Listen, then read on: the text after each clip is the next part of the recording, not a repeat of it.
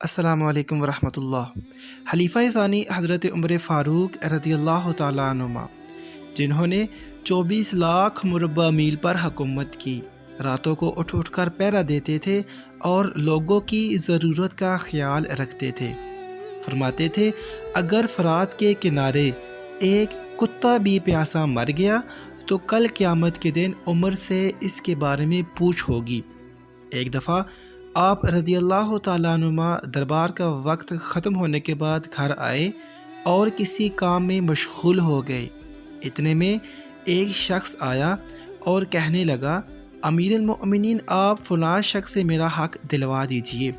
تو آپ رضی اللہ تعالیٰ عنہ کو بہت غصہ آیا اور اس شخص کو ایک درہ پیٹھ پر مارا اور کہا جب میں دربار لگاتا ہوں تو اس وقت تم اپنے معاملات لے کر نہیں آتے، اور جب میں گھر کے کام کاج میں مصروف ہوتا ہوں تو تم اپنی ضرورتوں کو لے کر آ جاتے ہو۔ بعد میں آپ رضی اللہ تعالیٰ عنہ کو اپنی غلطی کا اندازہ ہوا تو بہت پریشان ہوئے اور اس شخص کو جسے درہ مارا تھا بلوایا اور اس کے ہاتھ میں درہ دیا اور اپنی پیٹھ آگے کی کہ مجھے درہ مارو، میں نے تم سے زیادتی کی۔ وقت کا بادشاہ 24 لاکھ مربع میل کا حکمران ایک عام آدمی سے کہہ رہا ہے کہ میں نے تم سے زیادتی کی ہے، مجھے ویسی ہی سزا دو۔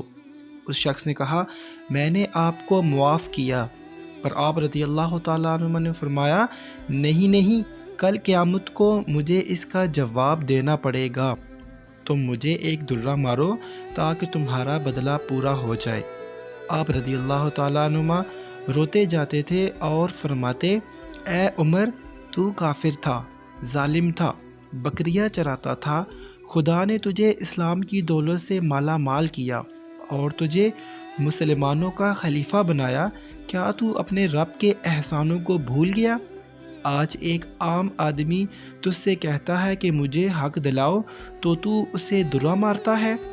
اے عمر کیا تو سمجھ بیٹھا ہے کہ مرے گا نہیں؟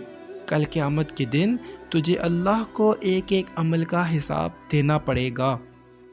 حضرت عمر فاروق رضی اللہ تعالیٰ عنہ اسی بات کو دہراتے رہے اور بڑی دیر تک روتے رہے۔ اللہ پاک ہمیں سمجھنے کی توفیق عطا فرمائے۔ سبحان اللہ، بہت ہی پیارا واقعہ جس سے ہمیں یہ پتہ چلتا ہے کہ حضرت عمر فاروق رضی اللہ تعالیٰ عنہ اپنی رعایا کے ساتھ کتنا اچھا اور حسن سلوک والا برتاؤ فرماتے تھے، ان کے ساتھ ظلم و زیادتی نہیں فرماتے تھے۔ اور حدیث کا مفہوم بھی ہے کہ آقا علیہ الصلوۃ والسلام نے ارشاد فرمایا کہ اپنی رعایا کے ساتھ اچھا سلوک کرو، بروز قیامت تم سے تمہاری رعایا کے متعلق پوچھا جائے گا۔